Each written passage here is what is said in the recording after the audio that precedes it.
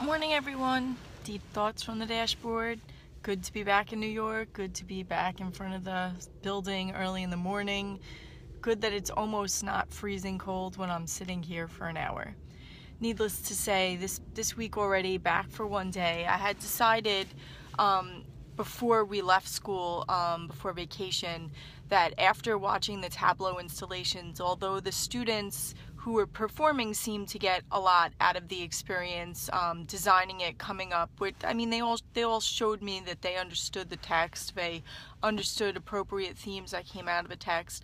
Unfortunately, their classmates weren't as engaged in the performance aspect of what was going on, and that was definitely a shortcoming of mine. I didn't have something really at the ready to encourage them to be accountable for the things that they were learning and seeing.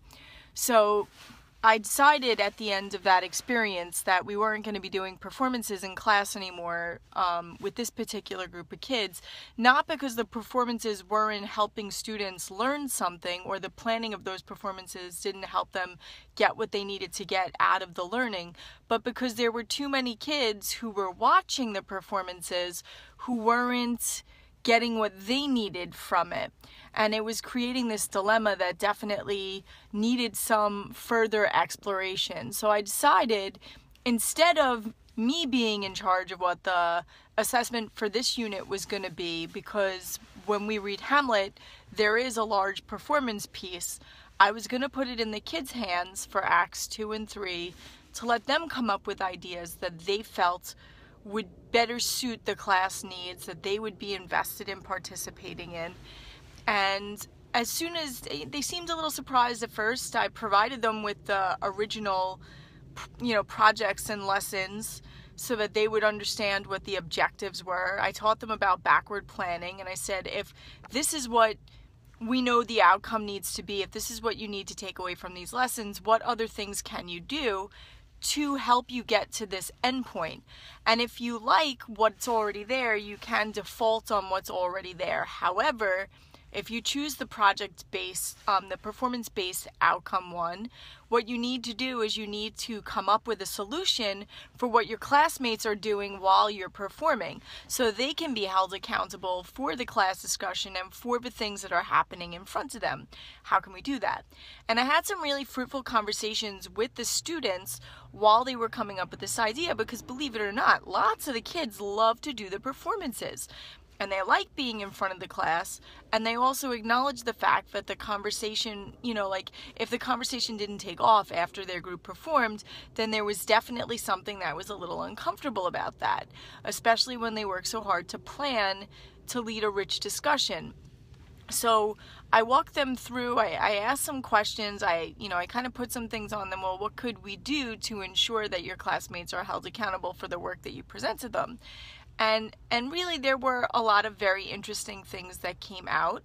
And today in class, before we get started into our discussion of Hamlet, the kids are actually going to vote on the two assessments that they feel best align with what the class needs. And I will tell you, every group, with the exception of one that, basically defaulted on the lesson that I had already planned and didn't really come up with anything else. There was only one group, and I could have predicted that group to begin with, which is a little disappointing, and there needs to be some kind of target that I could kind of put together for that particular group of boys. But otherwise, I would say that students really impressed and surprised me with what they were able to come up with. And if you haven't done something like this before in your own spaces, I strongly recommend you take the time to invite kids to provide you feedback on their learning experience. Invite them to get involved in improving it. Because although we think we've done a great job in putting together a fantastic assessment, and it might be fantastic for a set of kids, every year we kind of need to tweak the things that we're doing because the kids that sit in front of us are so very different. Anyway, I just wanted to share that. If you did take the time to read the Ed Week article that was about this, there is the short video of the kids planning and the conversation that was in there. It's definitely worth taking a look. You could also hear the general relative noise in my classroom, which is loud. It is a noisy room, but it is productive, wonderful, chaotic noise that shows that they're really invested in what's going on, and I just wanted to share that with everybody. So happy Tuesday. Hope everyone has a spectacular day. I'm sure I'll be hearing from you.